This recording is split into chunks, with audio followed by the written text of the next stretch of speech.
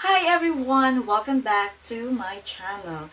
And today we're diving into something that every leaf, flower, and blade of grass depends on. And guess what? Ano nga ba ito? You depend on it too. Yes, tayo ay nakadepende rin sa bagay na ito. Without it, there would be no trees, no flowers, and yes, no burgers, no fries, or even coffee for you in the morning. So what I am talking about is what we call the photosynthesis. So this is an incredible process that plants use to make their own food by just using the sunlight, the water, and the carbon dioxide. It's like nature's very own solar-powered kitchen. Hello my dear students! Welcome back to my YouTube channel. This is me once again, Teacher Tin, your science teacher for today. Alright, so kung bago ka pa lang sa channel na ito, don't forget to subscribe, like, and hit the notification bell for more updates in Science 8. In today's lesson, we're going to discuss about the photosynthesis, the process in photosynthesis. But first of all, let us have unpacking of this vocabulary word. So I'll be showing you different statements, and you're going to identify what is being stated in the following sentences by using the letters or the numbers, okay, to be coded. Number 1, this is the process of converting light energy into chemical energy. Alright, very good. That is photosynthesis. Next, number 2.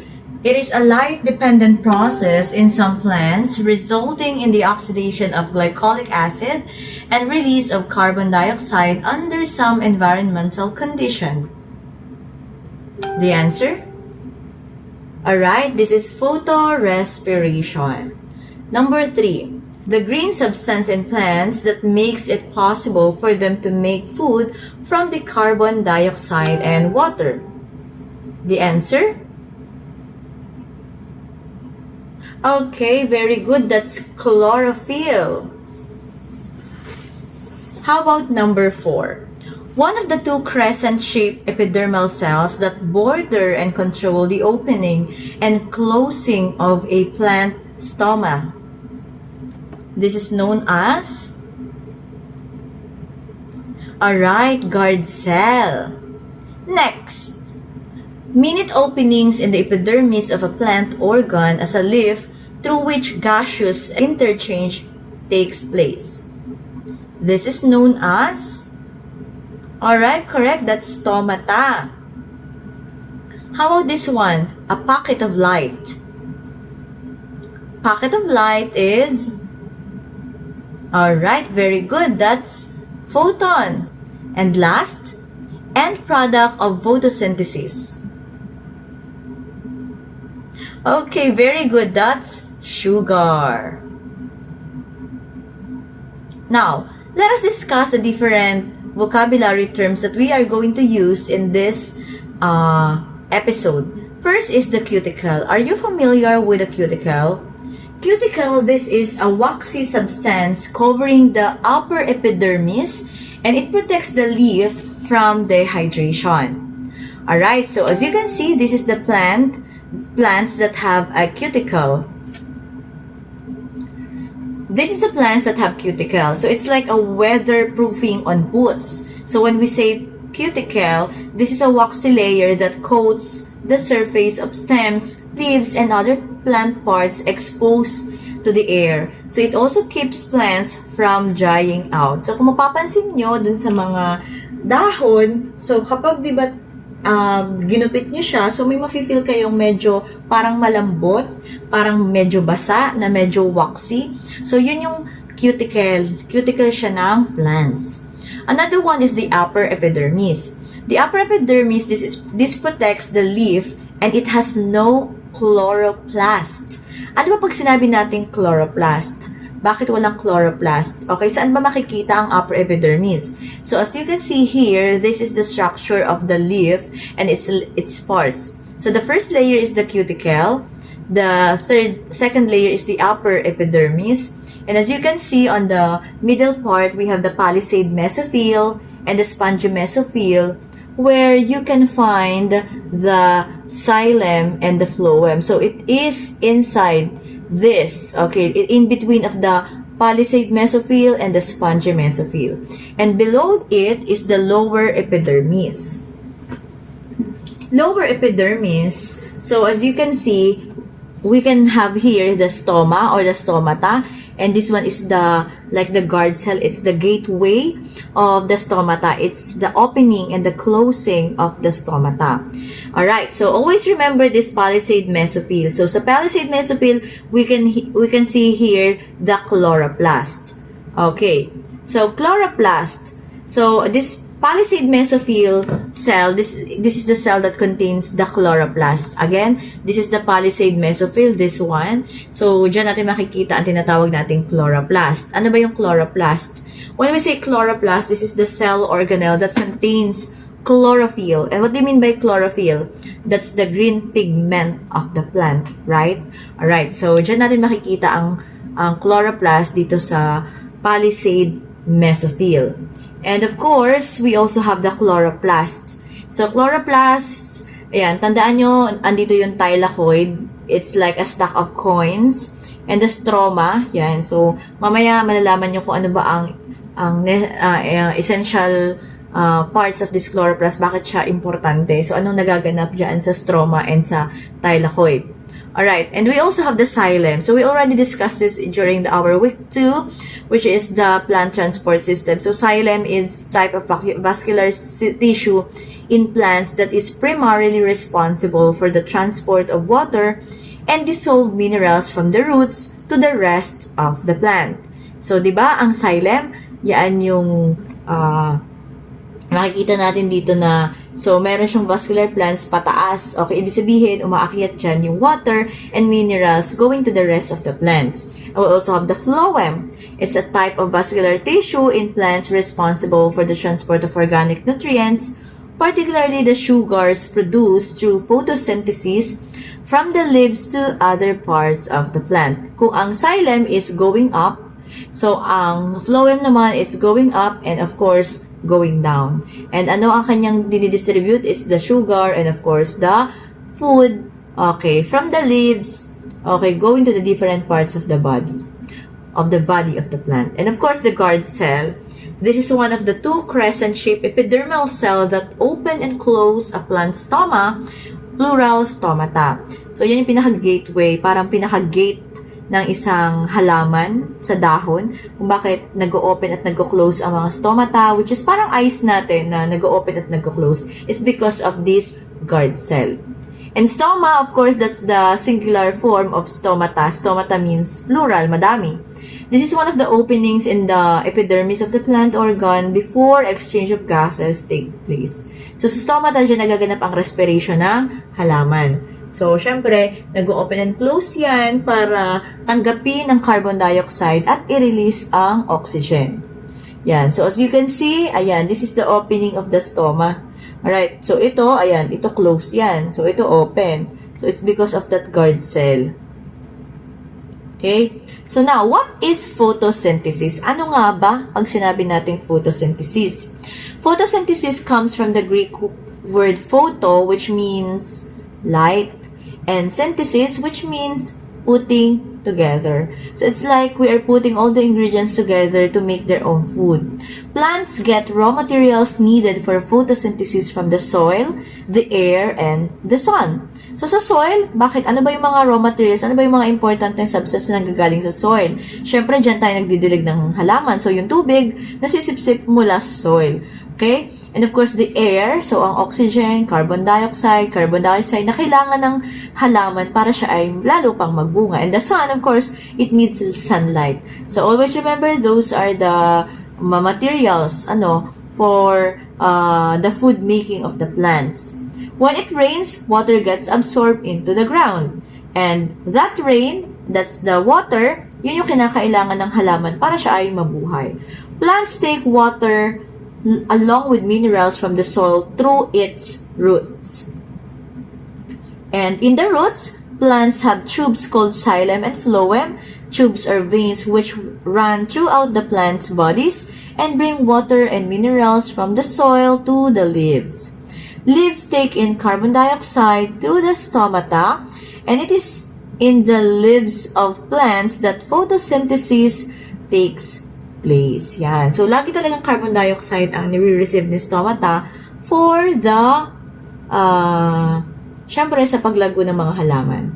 Now, let's discuss the chemical equation. Alright? Okay, we have the carbon dioxide, we have the water, the glucose, and the oxygen.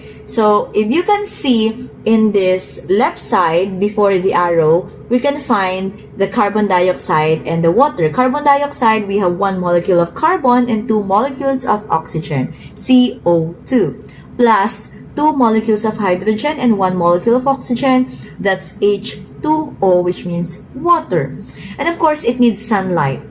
And the byproduct of the photosynthesis, when we say byproduct, so ito na yon after nung arrow, so ito na po yung mapuproduce niya. We have the glucose, C6H12O6, and of course, the oxygen, 2 molecules of oxygen. So, always remember this chemical formula or chemical equation of photosynthesis. And as you can see in this diagram, yes, so this is the diagram of the photosynthesis.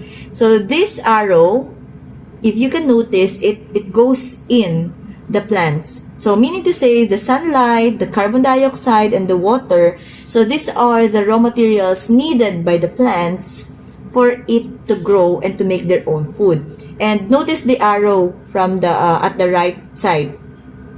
Palabas, it goes out. So, ibig sabihin, okay, so after having the sunlight, carbon dioxide, water, so the byproduct will be oxygen. So, oxygen will be released, and of course, the sugar will be distributed to the different parts of the plants. And of course, since we are human who eats plants, diba? Sa mga gulay, prutas, syempre, ayan, nagtitake in tayo ng sugar na galing din sa halaman. Now, there are 2 sequential stages of photosynthesis. It's the light-dependent reactions, or also called as the light reactions, and of course, the light-independent reactions. It is also known as the Calvin cycle.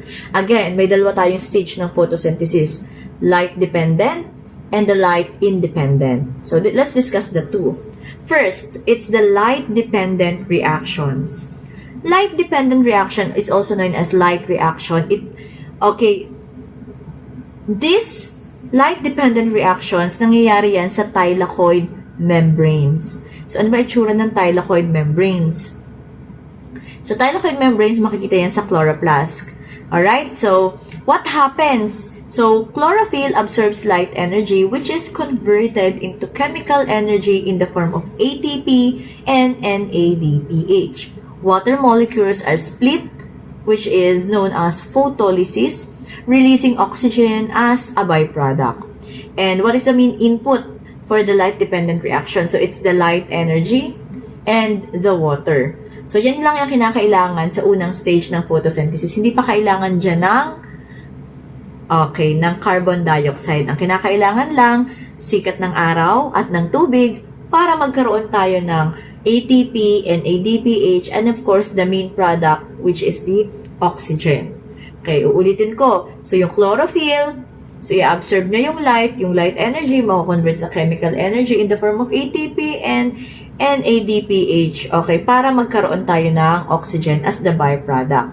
After the light-dependent reaction, it will follow the light-independent. Ibig sabihin, hindi na niya kailangan dyan ng sunlight kasi ginamit na niya kanina dito, di ba, yung light energy. So, sa light-independent, it happens in the stroma of the chloroplast. Okay? And then, what happens? So, yung ATP and NADPH na na-produce dun sa first stage, gagamitin naman ito, okay, so, in the light reaction to fix the carbon dioxide. So, dito, kinakailangan na natin ng carbon dioxide to produce glucose, a series of enzyme-driven steps. So, what are the main inputs? Ano yung mga kinakailangan for light-independent reactions? We have the ATP, we have the NADPH, and of course, the carbon dioxide. And ano ang main output? We have the glucose. Okay? Next, so again, let's review what are the end products of light-dependent reaction. So first is the ATP. ATP is the energy carrier. Siya yung taga-bitbit ng energy. Ang NADPH naman, siya naman ang taga-bitbit ng electron. So, it is also known as the electron carrier. And of course, oxygen gas that is released as the byproduct from splitting water.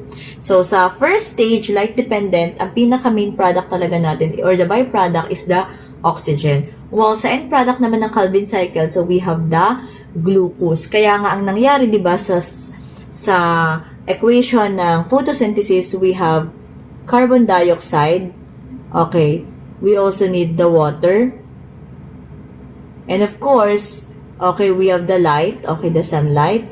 And dyan na tayo mapuproduce ang glucose, C6H12O6, which is the glucose. And of course, i-add natin ang oxygen. Na yung oxygen na produce sa light-dependent reaction. At ang glucose na produce dito sa ating Calvin cycle. Alright, so now, what is ADP and NADP+? ADP, so that's adenosine diphosphate. So, ADP pa lang siya if it is uncharged form of the ATP. Kasi pag sinabi nating ATP, that's adenosine triphosphate. So, habang hindi pa siya wala pa siyang charge, mananatili pa siyang diphosphate. So, it has two phosphate groups, kaya tinawag na diphosphate. So, kapag naman triphosphate, ibig sabihin may tatlong form or may tatlong phosphate groups. When you add another phosphate group using the energy from the light, yan. So, kapag hindi pa natatamaan ng araw ang isang halaman, okay, so meron pa tayong ADP. Pero once na nagumamit na ng energy from the light, so the ADP, it will become now ATP or adenosine triphosphate, the cell's energy. Now, what is NADP+? That's nicotinamide adenine dinucleotide phosphate or in oxidized form. So, oxidized form pa siya kasi plus pa ang nakalagay. So, ano ba yun? This is an electron carrier in its empty form. The plus sign means it's oxidized. Ibig sabihin na oxidized, it is not carrying electrons yet. When it picks up electrons and hydrogen ion, so H+, during the light reactions, it becomes NADPH. The charge from form used in the Calvin cycle. So again, ang NADPH, so napoproduce lang yan during the first stage of photosynthesis, which is the light reaction. So kapag na-charge na yan, alright, at nasikatan na ng araw yung halaman, yung NADP+, magiging NADPH na siya kasi na-charge na nga siya. At syempre, itong NADPH, gagamitin naman ngayon yan sa second stage ng photosynthesis, which is the Calvin cycle to produce glucose. Always remember that photosynthesis is the process of yielding sugar from carbon dioxide and water. The process involves two fundamental steps: light-dependent reactions and the light cycle or the Calvin cycle. The light-dependent reactions produce ATP and NADPH needed for the Calvin cycle to produce sugar. Alright, so let us try to generalize your lesson for today. Sige nga, what is photosynthesis? Can you answer this? What is the role of photosynthesis in plants? What are stomata? In general, why do plants need photosynthesis to grow and survive? So I want you to answer those questions and leave your comment below. Tingnan natin kung sino makakasagot at kung sino yung kauna-unahang makasagot. Okay, mag-send ka ng GCash number mo at bibigyan kita ng premyo. Ang kauna-unahang mag-comment dito ng kanyang sagot sa ating question. Alright! This is the end of our lesson about photosynthesis. And for our next topic, we will be discussing about the cellular respiration. So this is the opposite of photosynthesis. And we will find out the difference between the two. So kung bago ka pa lang sa channel na ito, ama naman, don't forget to subscribe, like, and hit the notification bell for more update in Science 8. So this is me once again, Teacher Teen, your science teacher for today. Bye!